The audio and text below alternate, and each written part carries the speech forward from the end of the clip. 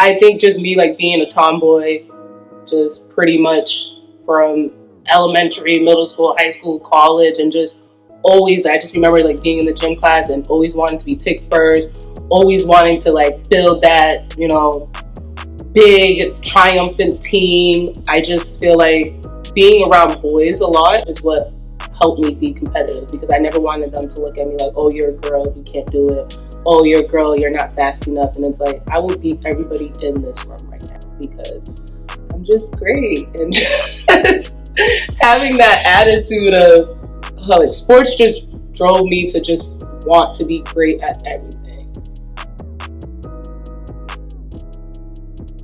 To be competitive to me is I'm giving 110% and nothing less. And it matters if I win or lose. And I've had this conversation a lot with people, and they're like, oh, you're too competitive, like we just want to have fun. I'm like, fun? Why are we playing? I'm never playing for fun. It's not fun if there's not a winner and loser. And I can't help but think that way, because if it's something that I haven't done before, I just have that initial feeling of, I know I haven't done this before, but I'm going to be at least average at it. Like, I'm not going to be bad. And that comes from me being so competitive. Like, I won't accept myself to be less than average at anything. And I feel like that drive and that want of wanting to be first, or just wanting to win in general, has helped me get to where I am today. I would say my biggest value that's super important would be honesty and respect. I feel like the generation coming up, if you didn't grow up in a two-family household, or if you didn't have someone that you looked up to that taught you respect, it just basically sets you up for failure. And dealing with student athletes, young adults, I tell them from day one, respect me and I will go above and beyond for you. That is something that you can't teach, but you can always give. So just the basic foundation of having respect and just being honest. If you can't hold your word to anything, then what do you have to give? When I started coaching like AAU, I had like 3 different teams. And I just realized the impact of being a coach and just being able to help someone develop. I love to like show my kids like how to do a layup, and they would do it. And I was just so happy and so excited. Like, I taught you that.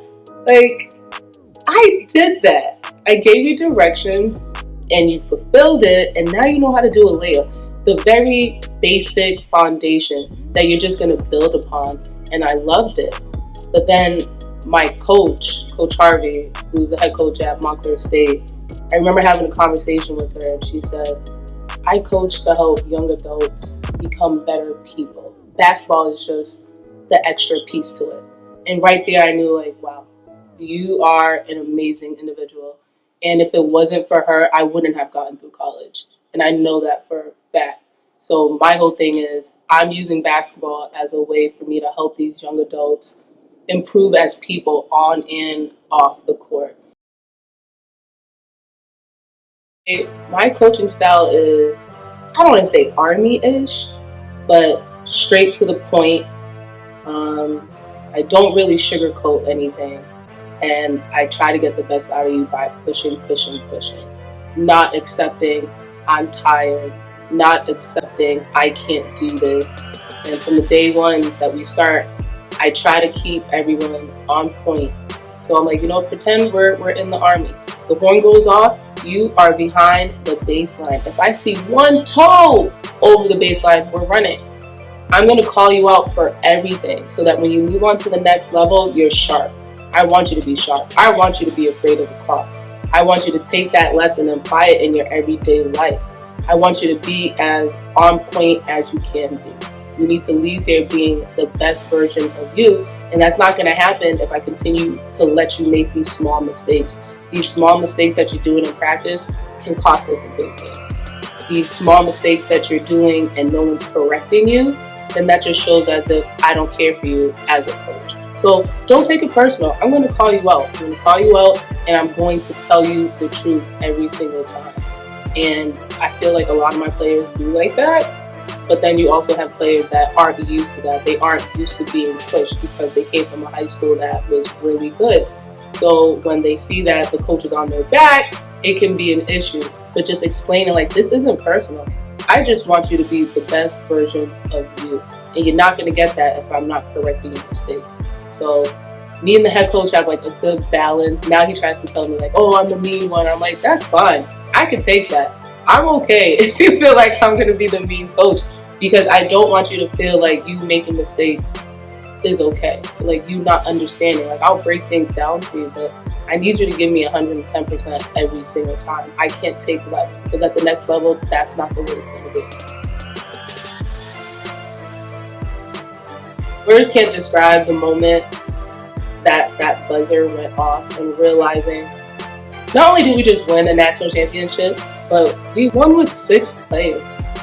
And when I tell you nobody thought that we were going to get this far, I mean, I even doubted in the second round. Like, you know what? We're playing a team from Georgia.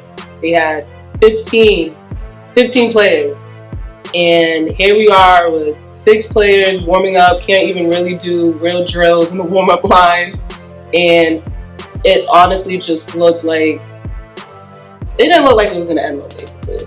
And just seeing how hard they went, having to overcome adversity of being in foul trouble and just pushing through and staying positive to end up making it to the national championship game after we made it to the national championship game the previous year and lost in overtime was a fulfilling moment. And that day I was just like, wow, okay, I'm good now. I could stop right now and I'd be okay. But then it's even more not even about the wins anymore. At that point, I'm still going on because my underlying mission is to help these young adults figure things out. So that's a moment that I will never, ever forget. And I'm happy that I could say, I won a national championship with 6 players. I think we should be in the Guinness Book World of Records because 6 players, that's pretty amazing. Yeah. This is my story, and this is who I am.